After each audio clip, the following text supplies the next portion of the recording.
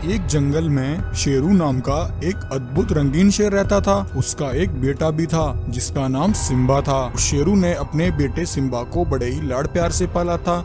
शेरू अपने बेटे सिम्बा को हमेशा अपने साथ रखता था। वह जब भी शिकार करने के लिए निकलता तो अपने बेटे को साथ लेकर जाता था। वह दोनों बड़ी खुशी से अपने जंगल में रहकर सभी जानवरों की रक्षा करते थे। वहाँ से कुछ किलोमीटर दूर एक दूसरे जंगल में शेर खान नाम का एक लालची बाघ अपने जासूस भेड़िए के साथ रहता था। एक बार ऐसा हुआ कि उसके जंगल में शिकार करने के लिए एक भी जानवर नहीं बचा। तब वह बाघ बड़ा परेशान हो गया और अपने जासूस भेड़िए से बोला, अरे भेड़िए, हमारे जंगल में तो एक भी जानवर नहीं बचा।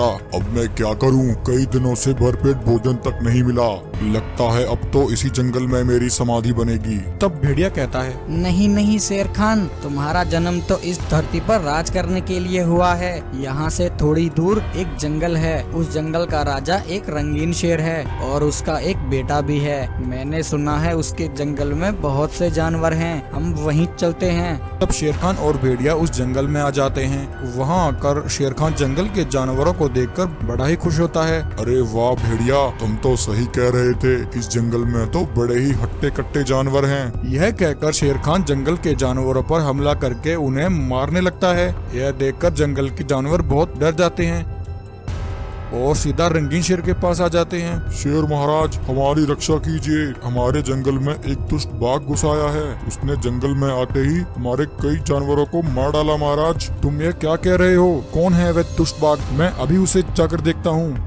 तब शेरू उसी समय बाघ के पास आ जाता है। अरे हत्यारे, तेरी हिम्मत कैसे हुई मेरे जंगल में आकर मेरे जानवरों की हत्या करने की? मैं तुझे जिंदा नहीं छोड़ूंगा। इतना कहकर शेरू बाघ पर हमला करने जाता है, परंतु बाघ और भेड़िया दोनों एक साथ मिलकर शेरू पर हमला कर देते हैं और शेरू को वहीं मार देते हैं। तब भेड़िया बोलता है, शेर खान, अब तुम इस रंगीन शेर की खाल पहन लो। किसी को कुछ पता नहीं चलेगा और हम यहाँ रहकर इस जंगल पर राज करेंगे। तब शेर खान बाघ शेरू की खाल पहन लेता है और वापस आकर सभी जानवरों से कहता है, चिंता करने की कोई बात नहीं है। मैंने उस बाघ को मार दिया है। किसी को उस पर कोई शक नहीं होता कि रंगीन शेर की खाल में वह एक बाघ है। जंगल के सभी जानवर उसे शेरू ही समझते हैं।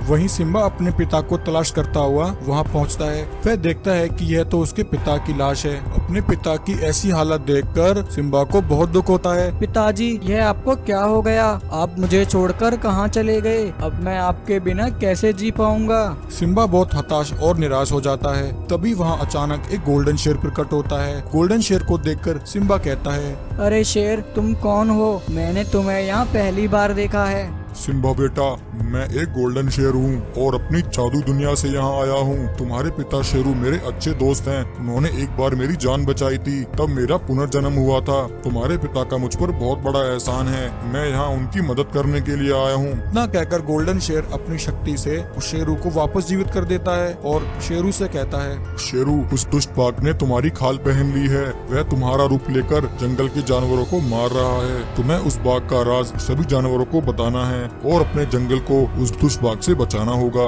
तब शेरू सबसे पहले शेर खान बाघ के उस जासूस भेड़िया को कैद कर लेता है और सभी जानवरों को वहां बुलाता है और उन्हें सारी बात बताता है कि वह जिस रंगीन शेर को अपना राजा समझ रहे हैं वह उसकी खाल में एक बाघ है। भेड़िया, अगर तुझे अपनी जान प्यारी है तो सब कुछ सच बता। शेरू की बात सुनकर भेड़िया बहुत डर जाता है। हाँ शेरू, तुम बिल्कुल सही कह रहे हो। तुम्हारी खाल में वह बाघ शेर खान ही है। तभी इतने में वह बाघ भी वहाँ आता है। शेरू का वहाँ देखकर शेर खान बाघ हैरान हो जाता है। अरे दुष्ट लालची हत्यारे, तेरा खेल खत्म हुआ। तू मेरी ही खाल पहनकर मेरे ही जंगल के जानवरों को मार रहा है। मैं तुझे जान से मार दूंगा। ऐसा कहकर शेरू बाघ पर हमला करके उसे जान से मार देता है और उसके ऊपर से उसकी खाल उतार देता है। यह देखकर सभी जानवर बड़े हैरान हो जाते हैं और फिर सभी फिर से खुशी खुशी जंगल में शेरू के साथ रहने लगते हैं।